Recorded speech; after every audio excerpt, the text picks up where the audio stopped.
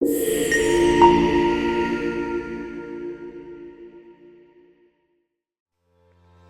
to our Engage podcast, where we explore the challenges and opportunities shaping municipalities. My name is Philip de Bruin, and in this episode, we'll be diving into one of the most critical issues facing local government, and that being revenue protection. I'm joined today by an expert team to help us understand this very important and sometimes controversial topic.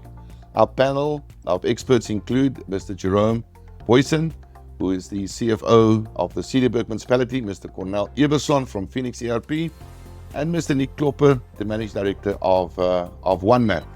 Cederberg Municipality is a valued client of our group of companies, and more specifically PhoenixERP. And OneMap has been a long-standing partner to PhoenixERP in our journey to ensure optimal revenue collection is achieved and maintained. Our relationship stems from the original RT agreement that was published by National Treasury for the deployment of MSCA on a national basis. So we've been working together for a good number of years. Just allow me a few minutes to highlight the problem statement before we get into the detail. We all understand that municipalities depend on revenue to deliver essential services, water, electricity, waste management, infrastructure. And I have to admit that revenue protection sometimes sounds like just another financial term, but in reality, it's the lifeline of municipal sustainability.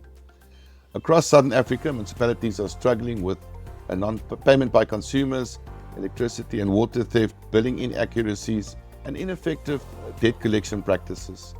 These realities results in municipalities ending up with high, unmanageable levels of debt, resulting in unavoidable service delivery breakdowns. And the erosion of trust between citizens and municipalities is evident. It's really something that we have to carefully manage. So let's get into our panel. Cornel, from a financial management perspective, how effective have tools like smart meters, automated billing, and data analytics been in improving revenue collection? Good morning, colleagues. Thank you, Philip.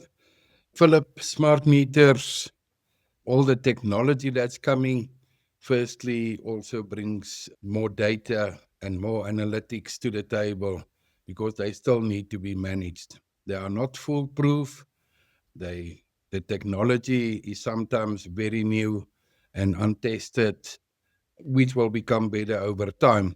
But in the meantime, it brings more data. It brings more management to the table. And sometimes, if you look at a financial billing environment, it brings different data sources or data, how it has been developed from the prepaid water, prepaid electricity, and the financial systems. They are not the same. So that in itself brings a good, proper, efficient BI tool, business intelligence tool, makes it more important, makes it more useful in that regard. And when you look at data, it's a science in managing that. Reporting in itself, because of the voluminous nature of that, it is difficult. And in today's days that we are, then there is the BI tools that we are using. And BI, part of this is mapping, is visual, it is quick, it brings an efficiency to see where something has gone wrong. And from all these data sources, from a financial and engineering perspective, it brings you into one view to see that and to be able to be responsive and act appropriately to the issues that are facing you, whether it's a valuation role, whether it's broken meters, whether it's meters that's persistently not being read, access control on those.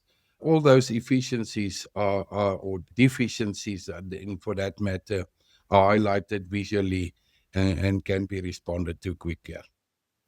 Thank you very much, Cornel. Nic, from your perspective, what are the biggest contributors to municipal revenue loss? And while municipalities struggling to close these gaps, is the system issue, is it a data problem? Your view, please. Good morning. I've worked with information from a number of different systems, and I can truly say that it appears that systems are not the problem. Some systems are better than others, but on the whole, the systems deliver on what is required from a municipal financial system management perspective. What I do, however, come across is what is commonly known as the silo effect. A totally disconnect, disparate disconnect between different departments, and in particular between your technical department and your administrative department. So you'll find that electricians go out, replace meters, but the finance department is never informed. Or properties are being developed, but the valuation department is never informed. So what happens out in the field is often not communicated back to the staff responsible for updating and maintaining the financial information in the financial system. So if we can bridge that gap by having a holistic approach which brings all the different departments into the same workflow, that would certainly address a lot of problems. Now, as Cornel mentioned, prepaid meters, it's a favorite subject. But one of the biggest problems with prepaid meters, once again, it's not the technology, but municipalities tend to outsource this function of payment and vending to outside contractors. And having outsourced it, they are under the mistaken impression that it is no longer their responsibility to have oversight. And what is very common, and this is shocking, we've come across a number of municipalities where in excess of half the prepaid meters in the field have not purchased electricity in the past year, which clearly is an indication that half of your electricity consumers are stealing electricity. But the problem being that the municipality doesn't no longer considers it their responsibility to monitor, and the third party vendor doesn't is also not considering it their responsibility to look after the municipality's consumers. And so, yeah, the disconnect, the silo effect, and of course, quite a lot of problems in terms of data quality, data maintenance, and cleanliness of data. And it's not about cleanliness per se.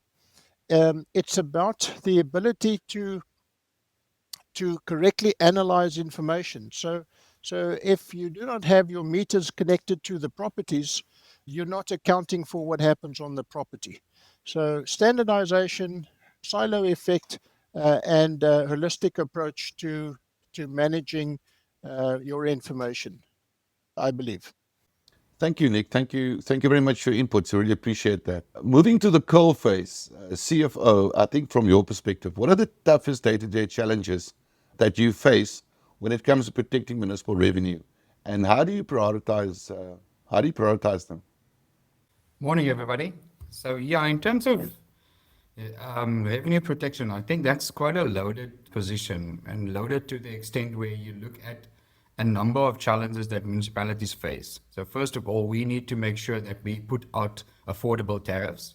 And if you look at the scenario of tariff setting, it is to a large extent a accumulated numbering process that started when municipalities was founded. So we then look at this and look at it annually with an incremental increase. We look at it from a perspective of we need to create revenue that put us in a sustainable position. But with that, we have increasing increases in expansion of we have increases in expenditure increases, which makes it a little bit of a tricky effect to make sure that municipalities operate on a profitable basis. That being said, is our revenue comes from people that effectively is our clients, which is our customers, and those are low income, high income businesses. I mean, there's a number of them in the category. But our tariffs has put us in a position where our services are not always affordable to people.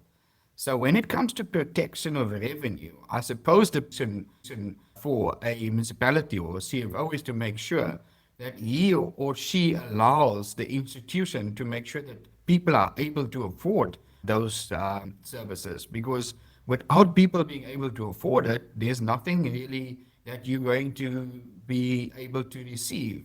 So I think in one instance, it is to make sure that you put out affordable tariffs. But then adding to that, we have the position of creating, or we should be focusing on creating more economic sustainable platforms for people to be able to generate cash. So people must have work in order for them to pay their bills. And if we, who are largely the owners of the infrastructure, are not able to create economic climates that allows businesses to create jobs, that allows industries to operate profitably within our boundaries, we will have less people being able to afford our increasing tariffs. So I think in doing that, we really need to look at balancing it in the large extent. And the one focus would be that we put out cost reflective tariffs, but with the emphasis of making sure that our cost is cut through to the bone, because bloating cost will mean higher tariffs, and then obviously creating economic development environment where businesses can flourish, you can attract more investors, and you have a customer base that can ultimately afford your product. Because at the end of the day, a municipality is providing a basic service, a constitutional service. It's not a nice to have. People can't decide tomorrow that they don't want it and therefore they can live without it. It is a basic service. So as a basic service, we need to make sure that we provide the best services to our citizens, because it's not optional. It's mandatory as per our constitution. So we need to make sure that we are responsible and accountable to just that. Thank you. Excellent. CFO, thank you very much for those powerful insights. Moving more to sort of a practical environment. Nic, I want to perhaps ask you, it's not the real sort of environment for a case study or show and tell, but if you can sort of just give us a background of the interventions that we deploy to curb and halt or perhaps sometimes eliminate significant loss in revenue. Why don't you just give us an overview of what we've done at Cederberg Municipality in the last few months? Yes, gladly, Philip. So the principle that we employ is ensuring that everything that happens in the financial system is visualized on a mapping platform. So for the average person looking at financial data in the form of a spreadsheet is rather challenging, because we're not all accountants. But if we can draw a picture and physically display symbology on a map representing services that are rendered, representing properties where meters are faulty and not registering consumption, it's a fairly easy thing to communicate. So at Cederberg, no exception. We linked all the information in the financial information to the Phoenix Maps application.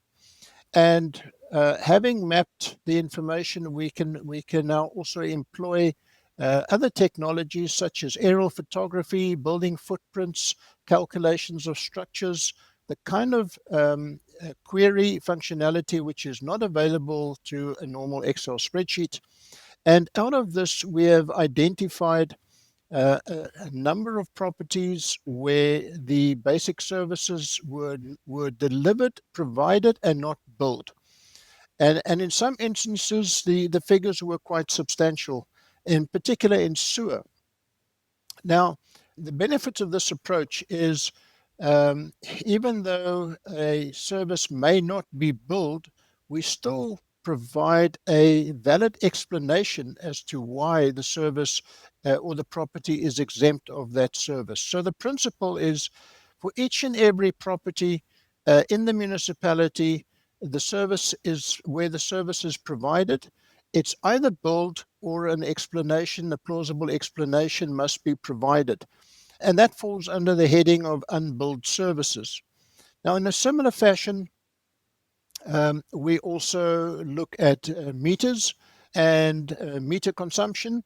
And on the meter side, for instance, we've identified approximately 80 electricity meters, and these are now conventional meters, which have apparently broken down, are not moving at all. In some instances, it could very well be a vacation residence, so there is nobody present and there's no electricity being consumed. But for the most part, that is not the explanation. And then, of course, on prepaid, as I mentioned previously, prepaid meters tend to be ignored because these are supposedly meters that look after themselves. And in Cederberg alone, in excess of 1,000 meters that have been identified that have not vended electricity for during the past year. And that could be as a result of two things. The one is the meter is faulty or bridged, or the person, and this is also a very common problem, becoming increasingly a problem, the person is buying from a ghost vendor. So that's a so-called illegal vendor selling electricity tokens at a reduced price, but that money never ends up in the municipal coffers. Yes, excellent. Thank you very much, Nic. Cornel, we've also worked at other clients or municipalities throughout the country, specifically at Newcastle. What's been the feedback from our interactions there? Philip, very positive through this process and the activities that has been performed by Nic and the colleagues from the municipality. A number of issues have been identified. I think one thing that is maybe lacking in this, and Nic alluded to that, is workflow, is to get everybody on board. Because sometimes it's as easy as fixing a tariff on a system, adding that tariff, but in a lot of instances, it requires additional capacity and skills. Obviously, if it's a town planning issue, then the town planner and the valuer, etc., needs to start a process to correct it in the long term. And that's where workflow is sometimes important and is hampering this process and the efficiency, of speed, etc. The quicker you start billing, obviously, the more money you are going to make in the long term.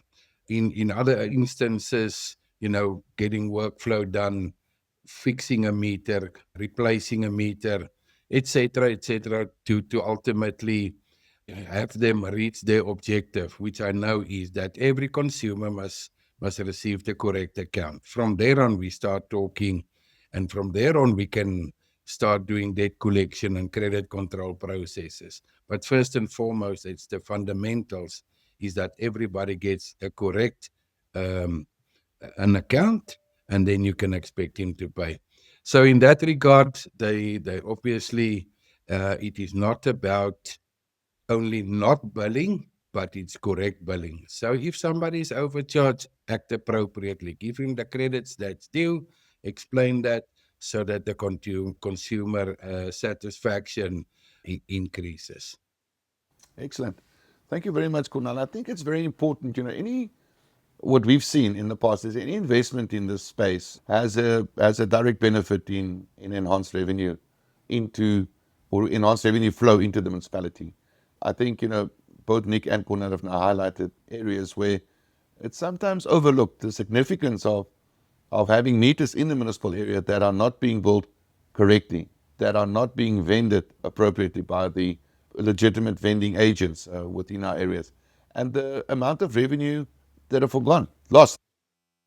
We're moving to the closing area or closing bit of our podcast today. And Jerome, as the CFO of Cederberg, if you could leave our listeners with one key message, whether they're municipal leaders or finance professionals or just normal citizens, what about revenue protection and the role that it plays in building sustainable municipalities would it be? So I think in terms of revenue protection linking with financial sustainability, I think it comes down to everybody has to play their part. Everybody has to take responsibility and be accountable to what we need to ensure to create that sustainability for generations to come. We cannot rely on government to bail us out whenever we're in financial difficulty. But we as stakeholders play a huge role, whether or not it's internal or external stakeholders. The citizens play a huge role in making sure that they pay their bills on time in order for the municipality to create the services that they want. But in adding to that, the municipal officials have to make sure that they create an environment that makes the citizens want to pay. And that is the position that we need to focus on. That obviously goes hand in hand with good governance. It goes hand in hand with accountability. It goes hand in hand with being accountable to the citizens that ultimately need the service. But in looking at long-term sustainability, it is about creating a platform that makes sure that my children will be able to afford the tariff that I now have an impact on. Because without that, we will create a nightmare for generations to come. So we have to keep each other accountable. We need to make sure that we put out good governance. The citizens have to make sure that they cast a vote that enables the municipal environment to grow. And municipal officials have to make sure that they provide a platform for the citizens to want to pay. I put it to the point where we say we want to pay, because that goes hand in hand with good relationships, good governance. And then obviously professionals have to play their part. They have to come and invest in the areas. They have to come and invest in municipal areas, because without them, we also will just have a struggle economy. So everybody has to make sure that they have some form of impact in the operations of the municipality. And then ultimately it is sustainability is geared by growth, and we can only grow if we have protection of our revenue systematically, because we obviously have to make sure that we're profitable. Thank you so much for your insights, Jerome. It's really appreciated, and thank you for your continued support. From a panel perspective, Cornel and Nic, thank you very much for your insightful knowledge and the interpretation of the detail that we've had this morning. It's clear that revenue protection is not only a financial exercise, and it's a foundation for service delivery, community trust, and long-time municipal sustainability. If you found today's discussion valuable, please share it with your colleagues and community leaders. And please don't hesitate to reach out to us for any possible assistance in ensuring that your revenue streams are protected and enhanced. Until the next time, thank you very, very much for joining us. This has been a very exciting, engaged podcast, and we'll continue to explore the challenges and opportunities shaping our municipalities and the communities that we all serve. Thank you very much, everyone. For more information, please feel free to contact us on 0860 104 888, alternatively admin@be.co.za, or on any of our socials. We'd love to interact with you.